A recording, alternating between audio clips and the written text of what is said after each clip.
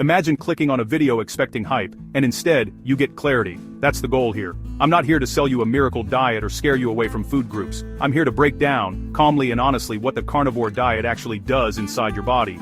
Organ by organ, system by system, when someone eats only animal-based foods like meat, fish, eggs, and sometimes dairy, while cutting out plants entirely. This isn't ideology, this is physiology.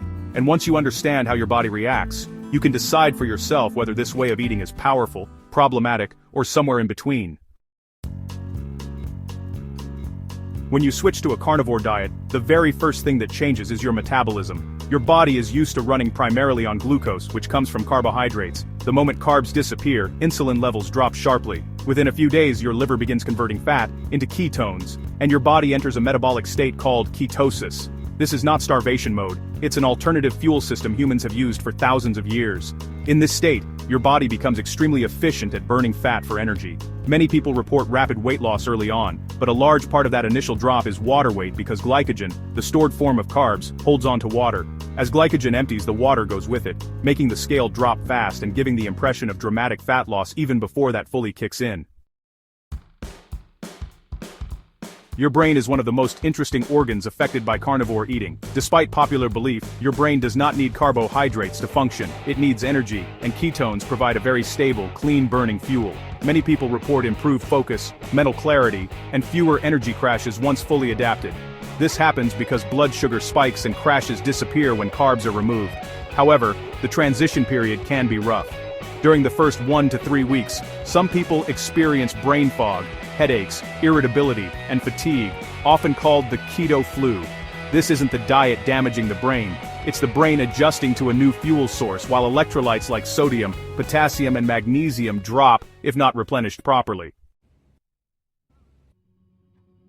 Now let's talk about the gut, because this is where the carnivore diet gets both praise and criticism. Your digestive system changes significantly when fiber disappears. Fiber feeds certain gut bacteria, so when plants are removed, those bacteria populations shrink, while others that thrive on protein and fat grow.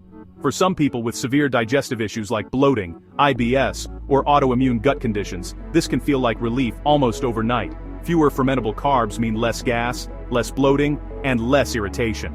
On the flip side, long-term effects on gut diversity are still debated. A less diverse microbiome may or may not be a problem depending on the individual, but it's important to understand that carnivore changes your gut ecosystem, rather than simply fixing it. So, your stomach and digestive enzymes, they actually adapt pretty quickly. Protein, it really stimulates strong stomach acid production, which helps break down your food efficiently, and also kills off harmful bacteria. That's one of the reasons some people, notice their digestion of meat actually improves over time. But, if you're coming from a low-protein diet, you might initially struggle with some nausea or that heavy feeling after meals. Usually though, this gets better as your enzyme production ramps up. Also, your gallbladder becomes more active since you're eating more fat, and it releases more bile to help digest those fats. For people with gallbladder issues, this can be uncomfortable at first, while for others, it actually strengthens fat digestion as time goes on. The liver, honestly, plays a massive role when you switch to carnivore eating. It kind of becomes the central hub for gluconeogenesis, which is just the process of creating glucose from protein to supply your red blood cells and those parts of your brain that still need glucose. This is totally normal and really an essential process. At the same time, your liver ramps up fat metabolism and ketone production. For folks with fatty liver disease that's driven by sugar and refined carbs, this shift can actually help reduce liver fat. But if you consistently eat too many calories, even on carnivore, your liver can still end up accumulating fat. So yeah, carnivore isn't magic. Energy balance still matters. Your pancreas too gets a break in a pretty surprising way. Without carbs constantly pushing insulin release, your insulin demand drops dramatically. This can actually improve insulin sensitivity, which is why some people with type 2 diabetes see major improvements. Blood sugar becomes more stable, and insulin resistance can really decrease.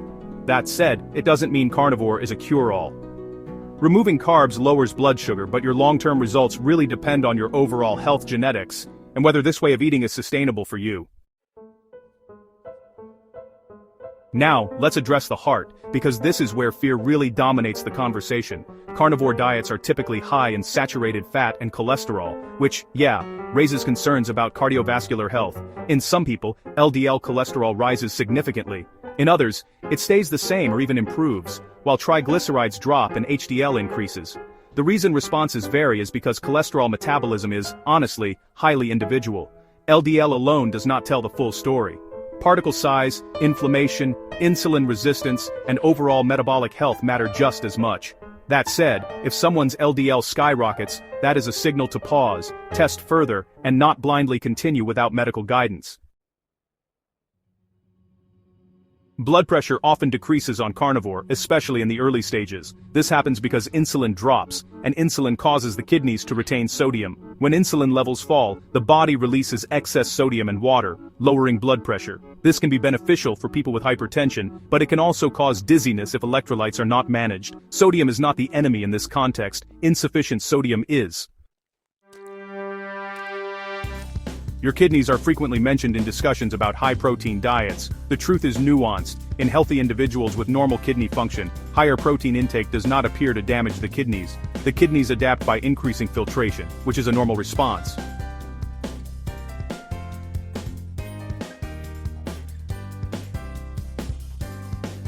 However, in people with pre-existing kidney disease, a carnivore diet can accelerate problems. This is not a diet to experiment with casually if kidney health is already compromised. Hormones are another major area of change. Stable blood sugar and insulin can improve hormonal signaling overall. Some people report improved testosterone levels, better energy, and, a stronger libido. Others, especially if calories are too low or fat intake is insufficient, may experience hormonal disruption. Thyroid hormones can shift slightly because carbohydrate intake influences thyroid conversion. This doesn't automatically mean thyroid damage, but it does mean the body is adapting to a lower carb environment. Adequate calories and fat are really critical here. Inflammation is one of the biggest reasons people try carnivore. Removing plant compounds that can irritate certain individuals, along with eliminating processed foods entirely, often leads to reduced joint pain, fewer skin issues, and fewer autoimmune flare-ups. This doesn't mean plants are bad, it just means some people react poorly to specific compounds like lectins, oxalates, or certain fibers. Carnivore acts like an elimination diet, stripping food down to basics so triggers become obvious. Let's talk about muscles and physical performance. Protein intake on carnivore is usually high, which supports muscle repair and growth. Strength athletes often do well once adapted. However, high-intensity endurance performance can suffer at first because glycogen stores are lower. Over time, some athletes adapt to fat-based endurance, but honestly, this adaptation varies widely.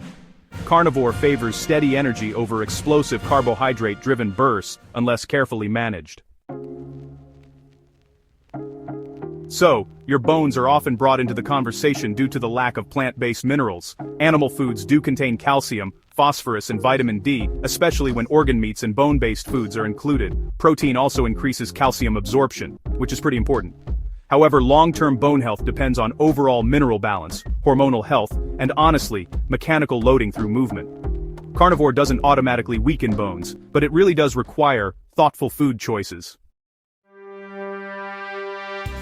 Micronutrients definitely deserve attention. Meat is incredibly nutrient-dense, providing iron, zinc, B vitamins, and fat-soluble vitamins in highly bioavailable forms. However, vitamin C intake is much lower. Interestingly, the body's requirement for vitamin C decreases when carbohydrate intake is low, because, glucose competes with vitamin C for absorption. Many carnivore followers maintain adequate levels without deficiency, but this is another area where, individual response really matters.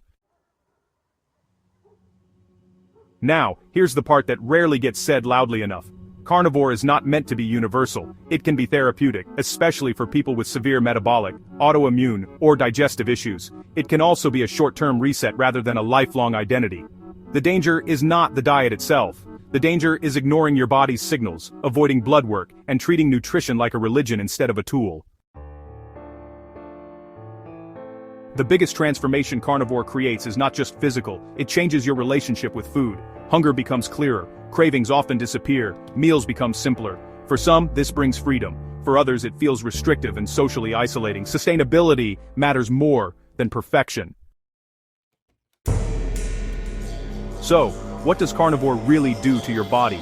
It strips nutrition down to its core, removes variables, stabilizes blood sugar, shifts your metabolism, and forces your organs to adapt in powerful ways. For some people, those adaptations feel like healing. For others, they feel like stress. Neither experience is fake. Your genetics, history, and current health determine the outcome more than the diet's reputation ever will. If there's one takeaway, it's this. Carnivore is not a shortcut, not a cure, and not a villain. It's a metabolic lever. Pull it with awareness, respect your biology, and never outsource your health to trends, including this one. If this breakdown helped you see the carnivore diet more clearly, hit subscribe, drop a like, and share this with someone who's thinking about trying it. I post deep, no-nonsense health content every week, so you don't just follow trends, you understand them.